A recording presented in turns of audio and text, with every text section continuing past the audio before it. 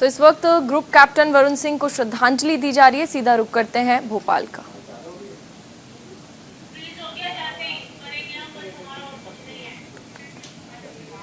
तो तस्वीरों में आप देख सकते हैं वरुण सिंह को श्रद्धांजलि दी जा रही है। ग्रुप कैप्टन वरुण सिंह, जी हाँ, ये वही कैप्टन हैं जो एक लौते उस हेलीकॉप्टर क्रैश में उनकी जान बची थी, लेकिन अस्पताल में जब उन्हें भर्ती कराया गया उनकी बॉडी इतनी जल चुकी थी, पूरी कोशिश की गई लेकिन उन्हें बचाया नहीं जा सका और उसके बाद उन्हें श्रद्धांजलि दी जा रही है। आज अंतिम संस्कार वरुण सिंह का किया जाएगा। तो तमिलनाडु में कुन्नूर के पास हेलीकॉप्टर हादसे में शहीद हुए वायुसेना के ग्रुप कैप्टन वरुण सिंह का पार्थिव शरीर वायुसेना के एक विमान से बेंगलुरु से भोपाल पहुंचाया गया है। तस्वीरें आप देख रहे हैं, पुष्प वर्षा, फूलों से उनको श्रद्धांजलि दी जा रही है। तमाम लोग यहाँ पर मौजूद हैं, तमाम नेता यहाँ पर मौजूद हैं और उनको श्रद्धांजलि दी जा रही है। साथ ही आज उनका अंतिम संस्कार किया जाएगा। तो आज पूरे राजकीय और सैनिक सम्मान के साथ विश्राम घाट पर उनका अंतिम संस्कार किया जाएगा। ये तस्वीरें सीधा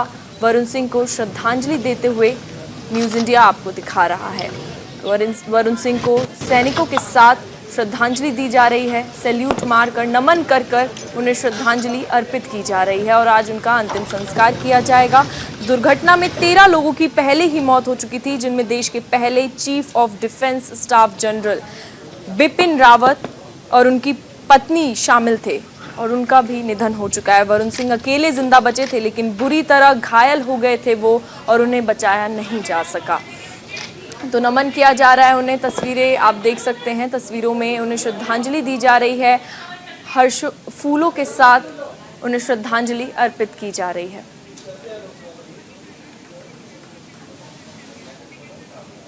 तो फिलहाल संसद की कार्यवाही शुरू हो गई है। सीधा रुख करते हैं लोकसभा का। पटल पर रखिए Geeta Vishwanath, Shrimati Geeta Vishwanath.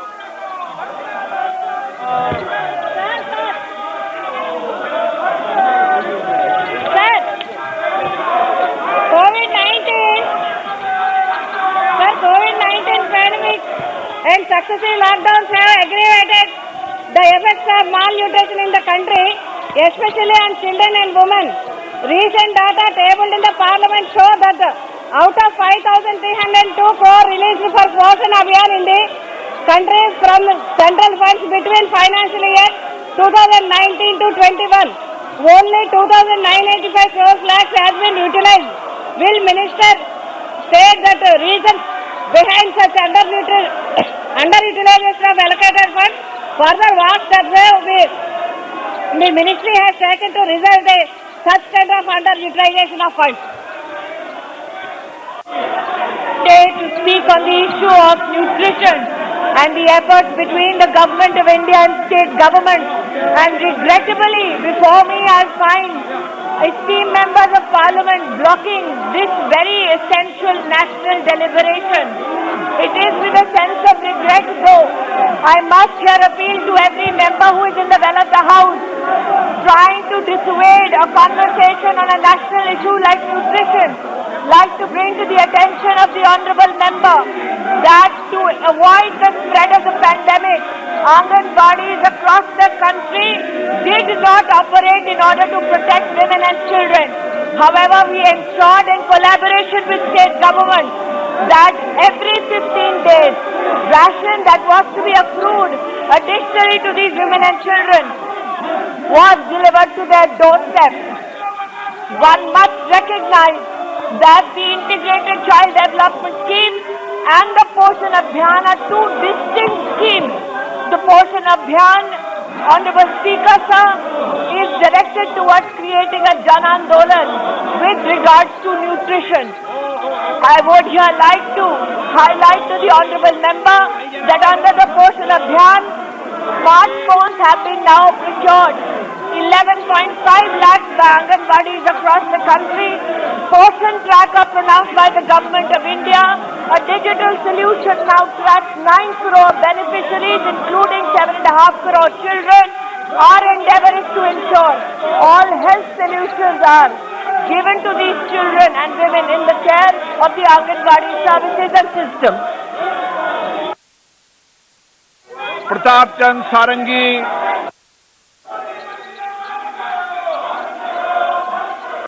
Annulled speaker sir, कुपोषण में ग्रस्त लोगों का जीवन कितना दुर्विषह हो जाता है हम सब जानते हैं।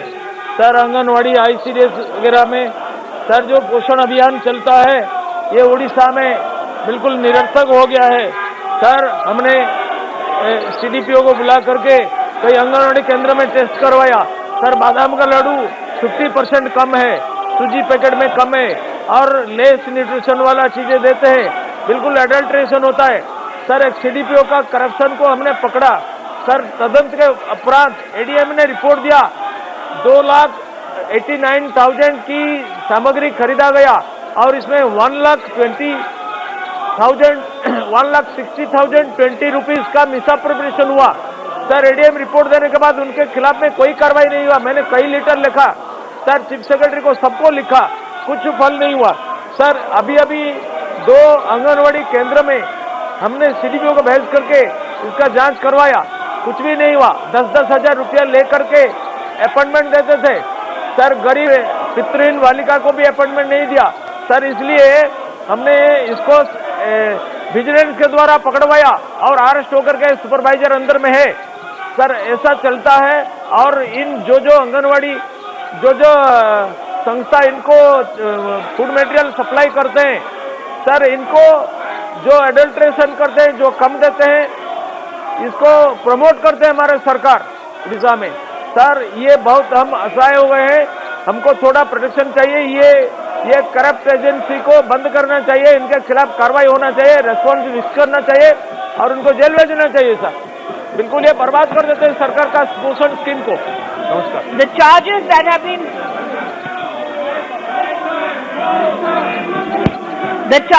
have been pronounced by the honorable member in this house are very grave in nature, sir.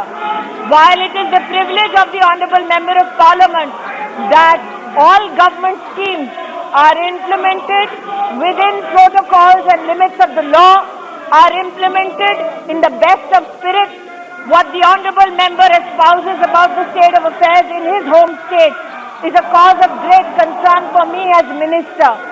That the honorable member of parliament is aggrieved with the fact that adulteration was caught by him and associated organization within the state that he represents.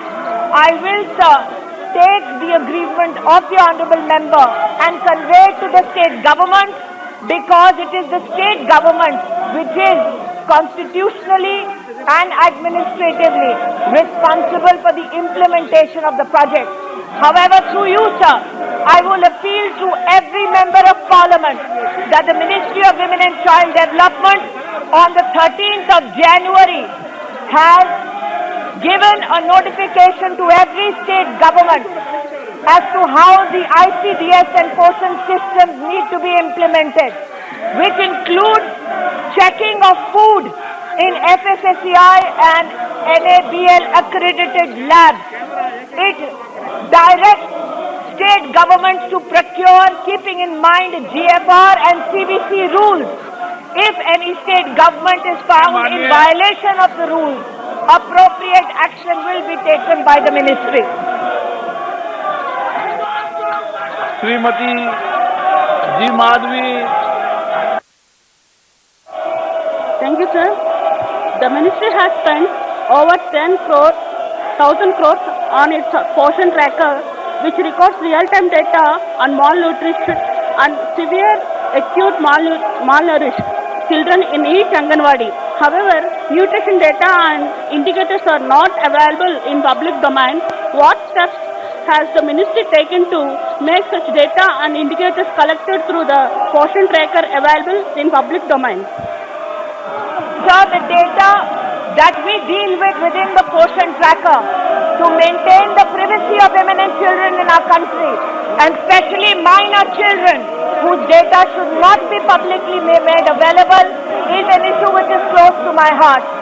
My pledge is to honor the privacy of women and children who are serviced by the Government of India in collaboration with state governments across the Anganwadi systems in the country. However, regrettably, sir, I must here highlight to the honorable member that the number that she prescribed for the formulation of the Poshan tracker is a wrong number. I believe this statement has been pronounced by certain organizations and vested interest parties with regard तो अजय मिश्रा पर संसद में लगातार घमासान जो है वो जारी है। आपको बता दें कि लखीमपुर कांड पर संसद में विपक्ष लगातार हंगामा कर रहा है। दरअसल आपको बता दें कि संसद की कार्यवाही बाधित होने के आसार शुरू से ही नजर आ रहे थे कि जैसे शुरू होगी तो बाधित हो सकती है। तो संसद में चैनी के इस्तीफे की मांग पर लगातार विपक्ष जो है वो अड़ा हुआ है। लखीमपुर कांड पर चर्चा की मांग कर रहा है विपक्ष। सर, ये अगर प्रश्न काल चल रहा है और ये लोग इतना हंगामा कर रहे हैं तो हमारे मौलिक अधिकारों का हनन हो रहा है। और माननीय मंत्री जी से मैं एक पूछना चाहता हूं कि गरीब और पिछड़े और दलित और अकलियतों में बहुत गरीब जो लोग हैं उनके लिए क्या सरकार कोई ऐसा प्रोविजन कर रही है जो जिले और तहसील स्तर पर ले जा करके उन लोगों को जागरूक करा जा सके और जिससे उनको एक्चुअल में फायदा नीचे तक पहुंच सके जमीनी हकीकत में? तो मंत्री जी ये बताने की कृपा करें। माननीय सदस्य ने जो प्रश्न किया वो एक ओवरआर्चिंग प्रश्न है, मात्र मेरे मंत्रालय से संबंधित नहीं है। लेकिन मैं माननीय सदस्य को आपके माध्यम से बताना चाहती हूँ कि आंगनबाड़ी सिस्टम में पोषण ट्रैकर के माध्यम से जो 9 करोड़ लाभार्थी बच्चे और महिलाएं हैं वो गरीब परिवारों के हैं, संपन्न परिवारों के नहीं है। इसलिए भारत सरकार गरीब परिवारों की, हमारी बहनों का, भारत सरकार गरीब परिवारों के बच्चों का संरक्षण किस प्रकार से प्रदेश की सरकारों के साथ कर रही है वो पोषण ट्रैकर पर प्रतिबिंबित होता है। साथ ही कहना चाहती हूँ महोदय कि प्रधानमंत्री मातृ वंदना योजना के तहत गरीब परिवारों की बहनों को हम उनकी प्रेगनेंसी के दौरान 5,000 रुपए सीधा उनके बैंक के खाते में देते हैं। 2 करोड़ से ज्यादा बहनों को 8,000 करोड़ तक का लाभ मात्र और मात्र एक स्कीम के अंतर्गत हुआ है। आंगनबाड़ी प्रांगणों में महिला और बाल विकास मंत्रालय को 20,000 करोड़ से ज्यादा का भारत सरकार की ओर से व्यय प्रदेश की सरकारों के प्रति हुआ है, जो मात्र और मात्र गरीब परिवारों की बहनें, बेटियां और बच्चों को समर्पित है। Jagdambika Pal ji. Thank you very much. I would like to ask a supplementary question to you, Honorable Minister. May kindly brief because aspirational district is within 8 districts in UP and one of the most ingredients for malnutrition is secondary child pornography. Already, Minister in reply to National Commission for Protection of Child Rights. So what is the number of Siddharthnagar and Balrampur Shravasti? अगर ये है तो इस सर्वे के बाद जो संख्या आई है उनके लिए सरकार क्या उपाय कर रही है मैं जानना चाहता हूँ। Sir, as I stand today to answer through you the honourable member's query, I am blocked by certain gentlemen who have placards in their hands. If they truly believe in servicing the needs of poor women and children in our country, my request to them is to ensure that I speak for the women and children of this country to hear how dedicated member of parliament would wish to discuss issues pertaining to them. And those gentlemen who belong specially to a particular party, one of their representatives yesterday said and made remarks about women which need to be condemned by every public representative in Karnataka. If you truly believe in the cause of women, first stand here and denounce that legislator who says that if you are raped as a woman in this country, you should enjoy it. Those men who stand in this well today, go back to your political organization and first bring to justice such a man, and then we will see who speaks for women and children in this country. Insofar as Jagdambika Palji's question about aspirational districts, sir, I must here highlight that Saksham Anganwadi, a special initiative of the Ministry of Women and Child Development, will look at bettering infrastructure for aspirational districts and Anganwadi services within them. This involves the district that has just been enunciated by the Honourable Member.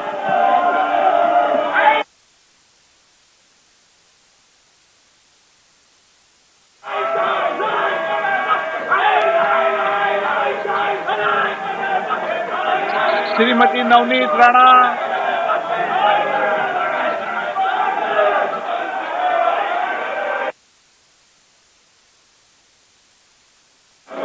महिला विभाग, महिला एवं बाल कल्याण विकास मंत्रालय द्वारा दिनांक 13/1/2021 को जारी निर्देशों तथा दिनांक 28/6/2021 के गैजेट अनुसूची एवं दिनांक 29/6/21 के कार्यालय ज्ञापन में भारत सरकार द्वारा दिया गया निर्देशों के अनुसार पूर्व पोषण आहार के रूप में वितंडित युवती तकनीकों एवं पोषण मानकों के अनुसार लाभार्थियों को भोजन उपलब्ध कराने हैं तथा कच्चे राशन उपलब्ध करने को स्पष्ट मना किया गया है, किंतु राज्य सरकार द्वारा भारत सरकार के दिशा निर्देशों के विपरीत 1 वर्ष से नियंत्रण। तो आपको बताया दरअसल लखीमपुर हिंसा मामले की गूंज जो है वो आज भी सुनाई दे रही है और कल भी आपने और हमने देखा कि किस तरीके से केंद्रीय गृह राज्य मंत्री अजय मिश्रा के इस्तीफे की मांग को लेकर विपक्ष जो था लगातार हंगामा कर रहा था, जिसकी वजह से ही दोनों सदनों की कार्यवाही आज तक के लिए स्थगित कर दी गई थी। लेकिन आज भी संसद में दोनों सदनों में लगातार विपक्ष का हंगामा जो है वो जारी है, क्योंकि लगातार कांग्रेस सांसद राज्यसभा में विपक्ष के नेता मल्लिकार्जुन खड़गे लखीमपुर खीरी मामले पर चर्चा के लिए सदन में स्थगन प्रस्ताव उन्होंने पेश किया और अजय मिश्रा टेनी के इस्तीफे की मांग लगातार कर रहा है विपक्ष। जिनके द्वारा भारत सरकार के निर्देशों का पालन नहीं किया जा रहा है, यदि हाँ तो क्या कार्रवाई है तथा माननीय सदस्य ने। तो आपको दिखाते हैं कैप्टन वरुण सिंह की अंतिम संस्कार किया जा रहा है, जहां पर शिवराज सिंह चौहान पहुंचे हैं।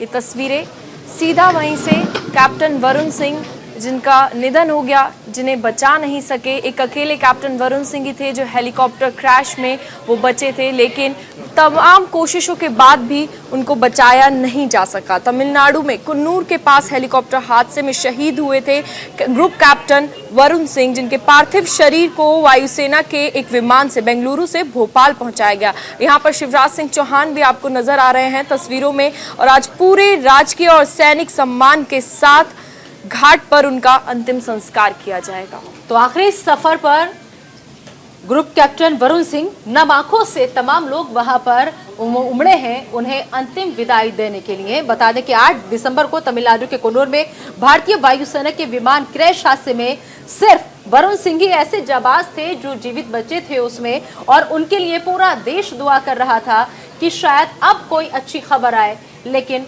ये तस्वीरें आखिरी सफर की, जहां पर नम आंखों से योद्धा को नमन किया जा रहा है। तो चलिए अब रुक करते हैं वाराणसी का, जहां प्रधानमंत्री नरेंद्र मोदी मेयर को संबोधित कर रहे हैं। बहुत बधाई देता हूं कि आपने इस महत्वपूर्ण कार्यक्रम में के लिए बनारस को चुना है, मेरी काशी को चुना है। देश के विकास के लिए आपके संकल्पों से बाबा विश्वनाथ का आशीर्वाद जुड़ेगा तो आप सब कुछ न कुछ नया प्राप्त करके, नई प्रेरणा लेकर के, नया उमंग लेकर के अवश्य अपने अपने कार्यक्षेत्र में लौटेंगे। काशी में हो रहे इस कार्यक्रम को मैं कई संभावनाओं के साथ जोड़कर देख रहा हूं। एक और बनारस जैसा दुनिया का सबसे प्राचीन शहरों में से एक स्थान, और दूसरी ओर आधुनिक भारत के आधुनिक शहरों की रूपरेखा। अभी हाल में जब मैं काशी में था तब मैंने कहा भी था कि काशी का विकास पूरे देश के लिए विकास का एक रोड मैप बन सकता है। हमारे देश में ज्यादातर शहर पारंपरिक शहर ही है, पारंपरिक तरीके से ही विकसित हुए हैं। आधुनिकीकरण के इस दौर में हमारे इन शहरों की प्राचीनता में भी उतनी अहमियत है। हम अपने प्राचीन शहरों में उनकी हर गली से, हर पत्थर से, हर पल से, इतिहास के हर तवारीख से बहुत कुछ सीख सकते हैं। उनके ऐतिहासिक अनुभवों को हम अपने जीवन की प्रेरणा बना सकते हैं। हमारी विरासत को सहेजने की, संवारने की नए नए तौर तरीकों हम विकसित कर सकते हैं। हम सीख सकते हैं लोकल कला कौशल को, उसको आगे बढ़ाने के तरीकों को, कैसे लोकल स्किल और प्रोडक्ट्स शहर की पहचान बन सकते हैं। इस अनुभव को साथियों, आप लोग जब बनारस घूमेंगे, और आप में से बहुत लोग आए हैं जो पहले कभी न कभी तो आए ही होंगे, तो पुरानी स्मृतियों के साथ नए बदलाव को आप जरूर तुलनात्मक रूप से देखेंगे, और साथ साथ आपके दिमाग में अपना शहर भी सवार हो जाएगा, और आप हर पल देखेंगे कि मैं जिस शहर से हूं वहां की गली और काशी की ये गली, मैं जिस शहर में हूं वहां की नदी और यहां की नदी, हर चीज आप एक पल पल तुलनात्मक अभ्यास करेंगे। और आपके साथ जो और मेयर होंगे उनके साथ भी आप चर्चा करेंगे, उन्होंने क्या किया है, कैसे किया है। हम सबको चर्चा करते करते करते नए विचार मिलेंगे, नई कल्पनाएं मिलेंगी, नए कार्यक्रमों की रचना तैयार होगी, और वो अपने शहर में जाकर के जब आपका नेतृत्व उस काम को करेगा तो आपके शहर के लोगों को, आपके राज्य के लोगों को एक नई खुशी मिलेगी, नया विश्वास मिलेगा। और हमें कोशिश करनी चाहिए हम इवोल्यूशन में विश्वास करें। रिवॉल्यूशन की आज भारत को जरूरत नहीं है, हमें कायाकल्प की जरूरत है। पुराना सब तोड़ना, फोड़ना, खत्म करना, ये हमारा रास्ता नहीं है। लेकिन पुराना जो कुछ भी है उसको संवारते हुए आधुनिकता की तरफ हम कैसे जाएं, आधुनिक युग की आवश्यकताओं की पूर्ति के लिए हम कैसे आगे बढ़ें, ये हम लोगों का प्रयास रहना चाहिए। अब हम देखिए, स्वच्छता का अभियान चल रहा है पूरे देश में। हर वर्ष स्वच्छ शहर की घोषणा होती है, लेकिन मैं देख रहा हूं धीरे धीरे कि कुछ ही शहरों ने अपनी जगह बना ली है। अच्छी बात है, लेकिन बाकी शहर निराश होकर के बैठ जाएं कि भाई ये तो उन्हीं को इनाम जाने वाला है, वही आगे बढ़ गए हैं, हम तो नहीं कर पाएंगे। ये मानसिकता नहीं होनी चाहिए। आप सभी मेयर संकल्प करें कि अगली बार स्वच्छता की स्पर्धा में आप किसी से पीछे नहीं होंगे, आपके शहर किसी से पीछे नहीं होगा। ये संकल्प कर सकते हैं, नहीं कर सकते? मैं तो कहूंगा हमारे हरदीप पुरी जी को, हम ये भी कोशिश कर सकते हैं कि जो श्रेष्ठ स्वच्छ शहर है उनको तो इनाम देंगे ही देंगे, उनको तो रिकॉग्नाइज करेंगे, सम्मानित करेंगे, लेकिन जो अच्छा होने का सबसे ज्यादा प्रयास कर रहे हैं उनको भी हम रिकॉग्नाइज करें, और जो बिल्कुल आग बंद करके बैठ गए हैं, कुछ करना ही नहीं है, उनकी सूची भी निकालें और उन राज्यों में एडवर्टाइजमेंट करें कि देखिए इस राज्य के 3 शहर हैं वो इस स्वच्छता में कुछ नहीं कर रहे हैं। तो जनता का दबाव इतना बढ़ेगा कि हर किसी को काम करने का मन कर जाएगा। और मेरी मेयरों से आग्रह है कि आप सिर्फ स्वच्छता को साल भर के कार्यक्रम के रूप में न लें। क्या आप हर महीना बोर्ड के बीच स्वच्छता की स्पर्धा ऑर्गेनाइज कर सकते हैं क्या?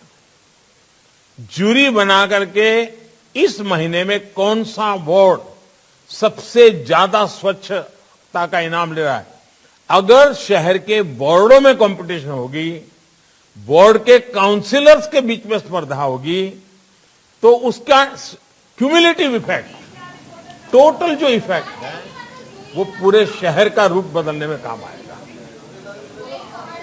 तो 100 शहरों के मेयर को मेयर सम्मेलन में प्रधानमंत्री नरेंद्र मोदी संबोधित कर रहे थे और उन्हें मंत्र बता रहे थे।